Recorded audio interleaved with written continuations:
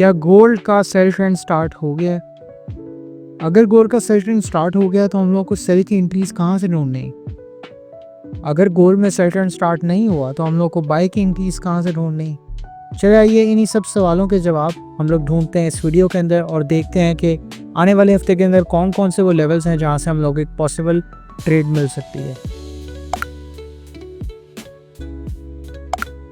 अगर monthly chart की बात करें तो अभी तक मंथली चार्ट के अंदर इतना हाई कंफर्म नहीं हुआ और जो कैंडल बनी है वो कैंडल भी अभी मोमेंटम कैंडल ही है, लेकिन इसमें प्रीवियस कैंडल के मुकाबले बहुत कम मोमेंटम है और ये चीज़ इस चीज़ को इंडिकेट करती है कि हो सकता है अगले महीने हम लोगों को यहाँ पे हाई एक कंफर्म होता हुआ नज़र आ जाए और यहाँ से हम लोग को छोटे टाइम फ्रेम्स के अंदर कोई सेल ट्रेंड मिल जाए। अगर बात करें हम लोग वीकली टाइम फ्रेम पे, ओके, तो अगर वीकली चार्ट की बात कर ली जाए, वीकली चार्ट स्टिल बुलिश, अभी तक हाई कंफर्म नहीं हुआ। स्ट्रक्चर हमारा बहुत बड़ा हो चुका है वीकली चार्ट के अंदर और यहाँ पे हम लोग को जो इस बार कैंडल क्लोज किया वो ऑलमोस्ट एक डोजी कैंडल है, विच इंडिकेट्स के मार्केट के अंदर अब सेल का मोमेंटम आना शुरू हो गया। अब अगर हम लोग बात करें सिनेरियो बेस्ड कि मार्केट में नेक्स्ट वीक हो क्या सकता है, तो सिनेरियो नंबर 1, ये जो मार्केट ने विक बनाई है ये इस विक को टेस्ट कर सकती है, जिसको विक फिल भी कहते हैं। ये उस विक को फिल कर सकती है और फिर यहाँ से हम लोग को दोबारा पर सेल की एंट्री दे सकती है या फिर मार्केट यहाँ से डायरेक्ट अपना सफ़र नीचे की तरफ को शुरू कर सकती है। Well it depends on smaller time frames और वो हम लोग को स्मॉलर टाइम फ्रेम्स के अंदर जाके पता चलेगा। तो उससे पहले मैं आपको बताता चलूँ कि गोल्ड 3500 के करीब से जिसने रिवर्सल दी है, उस रिवर्सल के साथ उसने एक ट्रेड भी दी है बहुत अच्छी।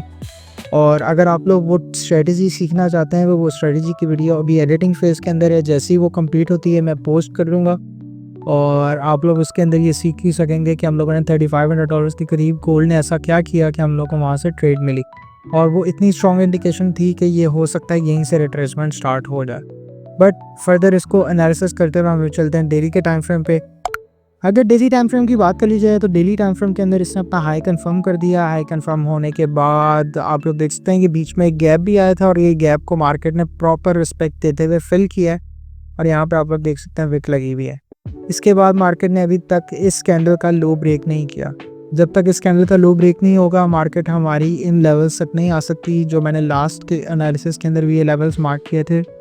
डेली के इस लेवल्स पे आप लोगों को एक अच्छी ट्रेड मिलेगी बाय की और हम लोगों ने यहाँ पे अपॉन कंफर्मेशन यहाँ से बाय की ट्रेड लेनी है। अगर हम लोग बात करें 4 आवर की, तो 4 आवर के अंदर इसने अपना हाई कंफर्म कर दिया। हाई कंफर्म करने के बाद इसने रिट्रेसमेंट की है प्रॉपर अपने पूरे स्ट्रक्चर की, और स्ट्रक्चर की रिट्रेसमेंट के बीच में उसने एक चीज़ कर दी है जो कि लोगों को कंफ्यूज कर रही है, वो ये ग्रीन कैंडल है। असल में ये ग्रीन कैंडल इस वजह से है बिकॉज यहाँ से लेके यहाँ तक मार्केट में गैप था। अब इसने गैप फिल करना था, अब वो डेली का गैप है और वो फिल करने के लिए उसने H4 की कैंडल जो है वो इस तरह मोमेंटम कैंडल बंद कर दिया। दिस मीन्स कि मार्केट के अंदर अभी भी बाय का पोटेंशियल है। अब जब तक इस कैंडल का हाई ब्रेक नहीं होता मार्केट अपने इस लेवल को नहीं चला सकती, ये वाले लेवल। अब अगर थोड़ा सा हम लोग डीपली स्टडी करें इस मार्केट को तो आप लोग देख सकते हैं ये वाली जो विक फिल थी यहाँ पे वो H4 के अंदर इस तरह से रिफ्लेक्ट हो रही है। ओके, तो अब मार्केट ने किया क्या? मार्केट ने गैप फिल करने के बाद दोबारा नीचे आई है, इस लेवल को टेस्ट किया और यहाँ से जितनी लिक्विडिटी आप देख सकते हैं यहाँ पे भी मार्केट ने लेवल को टच किया था। यहाँ से जितनी लिक्विडिटी वो ले सकती थी ना उसने स्वीप करके लेने के बाद ये कि इसने अपना स्लोली ऊपर की तरफ सफ़र शुरू कर दिया, जैसे ये पहले भी करती है ये। लेकिन वहाँ से क्या हुआ, ये अपना हाई ब्रेक नहीं कर पाई।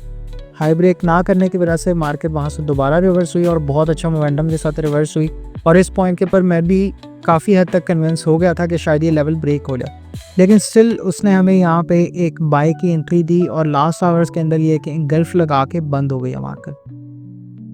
अब जो मेरे स्टूडेंट्स हैं उनको पता है हम लोगों ने यहाँ से भी ट्रेड ली है, हम लोगों ने यहाँ से भी ट्रेड ली।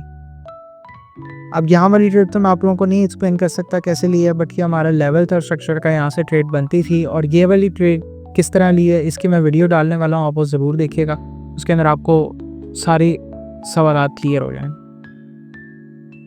अच्छा, अब मार्केट कर क्या सकती है? अगर हम लोग सिनेरियो बेस्ड बात करें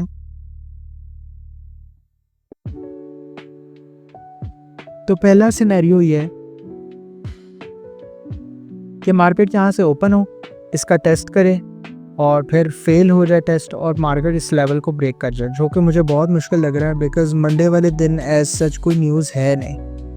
अगर मंडे या ट्यूसडे को कोई इस तरह की हैवी न्यूज़ होती तो मैं समझता कि शायद यहाँ पे ये ब्रेक कर गया।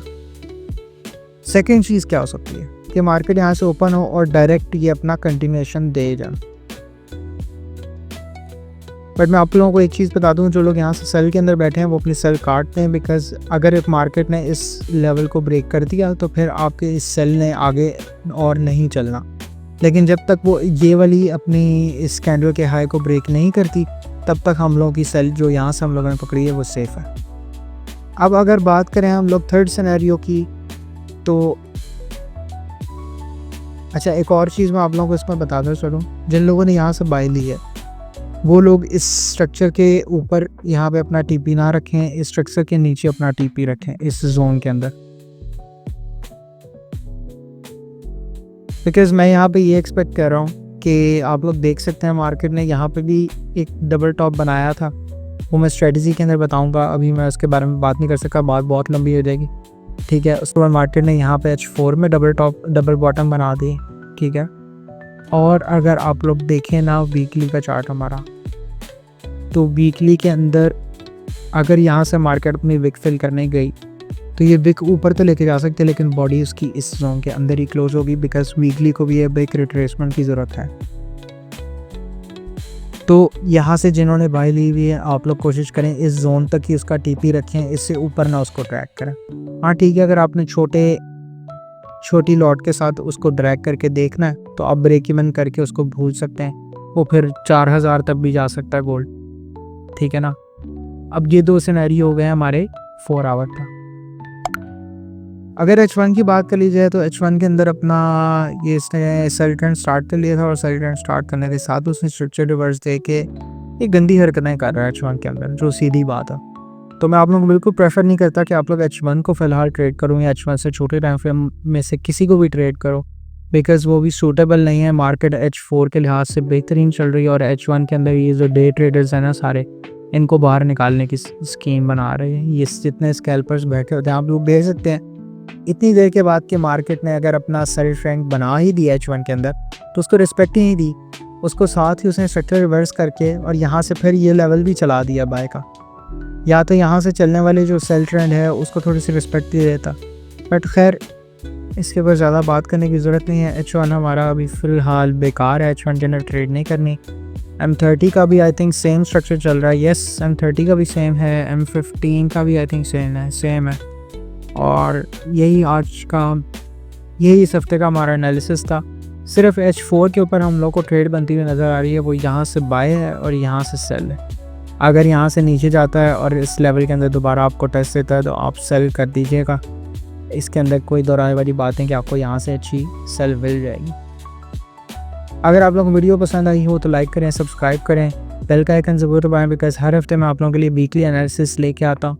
प्लस मैं इस हफ्ते आप लोगों के लिए एक बेहतरीन सी स्ट्रेटजी लेके आ रहा हूँ जो कि कभी आपका एसएल नहीं लगवाएगी, और अगर आप उस स्ट्रेटजी को मास्टर कर लेते हैं आई एम प्रीटी श्योर कि आप बिल्कुल एक प्रॉफिटेबल ट्रेडर बन जाएंगे।